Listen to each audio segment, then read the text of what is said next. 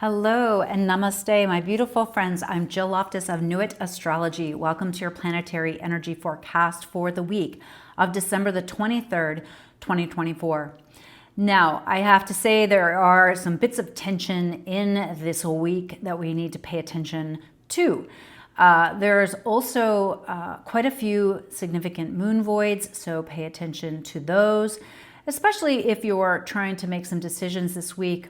I do think the mind will be very activated. Part of this is because Mercury in the sign of Sagittarius is getting pressured by both Jupiter and Saturn this week. We also have the potential for some shocking events occurring because Venus is moving into a clash pattern with Uranus here. So let's dive into the entire week. Now we start out with a strengthening of that Jupiter square to Saturn. So Jupiter's in Gemini, bringing up so much information, really pummeling us with ideas, thoughts, communication. This comes in, that comes in, very scattered energy. It's very easy to take on too much at a time like this, and so try to moderate your responsibilities, how much you say yes to things. Saturn there is in Pisces, kind of giving this very cold underpinning to things, this kind of consequential feeling without really showing us exactly why we feel that way. So if that uncertainty, living with that uncertainty can feel a little hard or difficult, make sure you're staying really grounded. Pluto in Aquarius, in a positive sense, is connecting beautifully with the nodes of the moon. Now remember, the nodes are moving backwards and finishing up their time in South Node Libra, North Node Aries. This is part of the reason why there are so many consequential relationship events happening or big decisions being made regarding personal relationships or business partnerships at this time.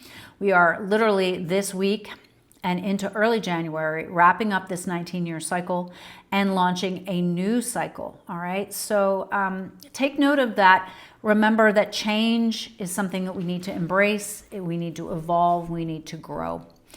All right, now watch on the 24th. Don't save any last minute holiday errands for the 24th because the moon is void all day long, 5:44 a.m. Eastern until 3:06 a.m. Eastern on the 25th. Now this is a lovely spiritual time if you want to, really deeply connect your solstice rituals, your Christmas, connecting to the meaning of the birth of Christ or Christ consciousness on the earth. I think that's marvelous for that. So, plan to have some beautiful time, being appreciative, connecting in that way, and realize it could be a day where time just feels very slippery.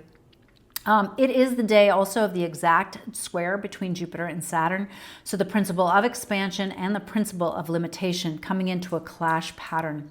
So if you feel frustrated in some way, the idea is to slow down and put in effort in areas that really matter to you. Don't get caught up in things that just feel like busy work. Venus in Aquarius sending gorgeous energy to Chiron in Aries. So wonderful time to process previous hurts, be a little bit more detached about it. And, also Mars and Leo sending trine energy to the North Node, sextile to the South Node. I'm really loving this for really seeing the way forward in relationships, the actions that you need to take, the aha moment. That could really be something that you're feeling the 24th, 25th, and 26th. All right.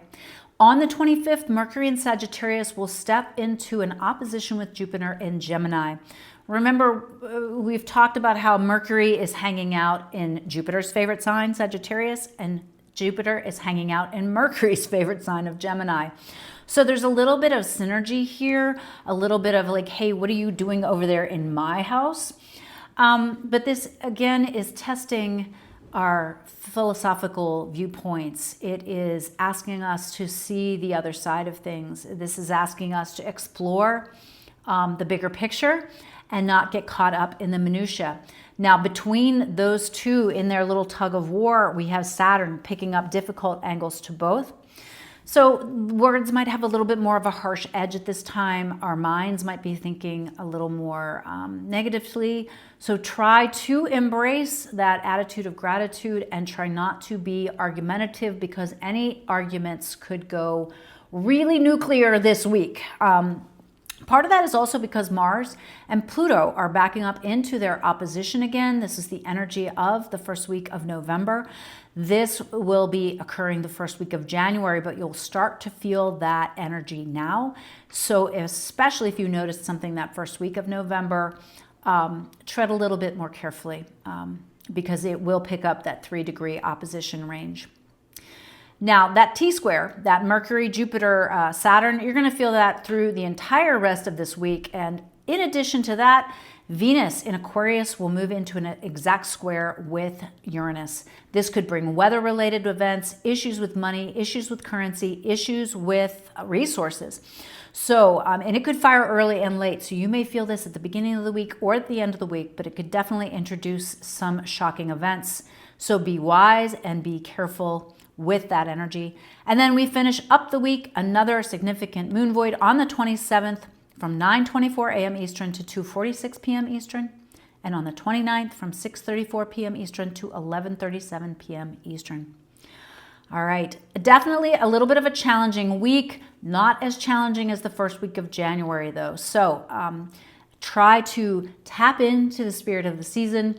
And be sure to stick around for the tarot. Definitely has 2 distinct different ways to work with the energy. I wish you a marvelous week, and I will see you soon. Hello, my darlings. Welcome.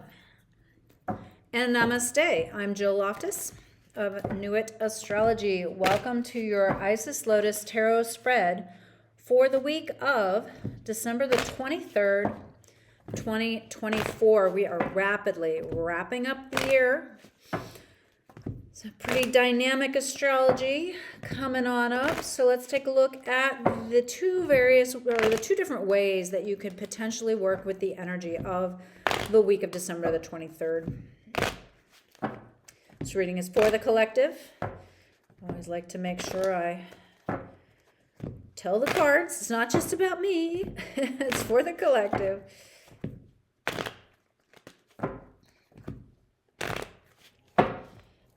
All right, here we go. Now, the first card is where we're coming from, the influence of the past, Queen of Cups. So this is the intuitive, nurturing queen. And so it could be we're coming from this space of trying to tap in to know where to go. And the present, you, Justice. You're trying to make some decisions here. You're trying to weigh out your options. You're trying to balance head and heart so that you can move forward. The environment that we're in, the Knight of Pentacles. We feel like we've got to make some decisions financially. We've got to make some important practical choices and decisions in order to move forward. And as these culminate, 5 of Pentacles, we're definitely worried about the money. We're worried about finances. We're concerned, okay? Now, as these culminate, the 9 of Cups comes up. There is abundance. There's emotional fulfillment. There's happiness here, okay? So that's very positive. And the opposing forces in play, Knight of Wands, this desire to go after something. Perhaps there is even a little bit of an edge to this feeling. On the other side, 2 of Swords, interesting. That we're just kind of like pushing something under the rug, trying not to pay attention to something in some ways. Both of these are a little sketchy McSketch here, okay? All right, key card of the near future, 3 of Pentacles. We're working on something, okay? Remember that you're at the beginning of something. All right, modifying this, on the Knight of Wands, we have the 6 of Wands, being recognized or seen. On the 2 of Swords side, we have the King of Pentacles, so really paying attention to money and finances. We have also with the Knight of Wands and the 6 of Wands, the Page of Swords. So the need to be a little bit more mature about things. Try not to devolve into whining and complaining. And over on the 2 of Swords, King of Pentacles side, 4 of Pentacles, conservation of resources. Now, the 2 possible outcomes. On the Knight of Wands side, we have the Knight of Wands, the 6 of Wands, the Page of Swords, and we have the Boundaries card, the 7 of Wands. On the Two of Swords, King of Pentacles, Four of Pentacles side, we have the Four of Cups, which says we cannot just think, oh, well, yeah, I know exactly how this will game out. That's not, you might be making assumptions that aren't based in fact. Over on the Knight of Wands side with the Seven of Wands, we have the Five of Swords, which is hyper-focused on one thing. Boy, this is looking like a little bit of a sketchy week. But over on the Two of Swords side with the Four of Cups, we have the Lovers, the perfect situation. So two very unique ways to move forward. So let's review where we're coming from. We're trying to use our emotions to make decisions, right? We're trying to take care of things. We are also trying to make some major life decisions. And we're knowing that we have to do it. We can't just sit and wait. We have to move forward. Knight of Pentacles action. And the environment, all these things as we come together, there's definitely a concern financially. All right. I'm sure this part, we just got through this whole government shutdown thing. I think that we're all kind of looking forward and saying, hey, things are not going to be as they are, and we have to make a plan. Now, a key card of the future is to remember emotional abundance and happiness. What's important to you? What matters to you? Right? Abundance is a different thing to other people.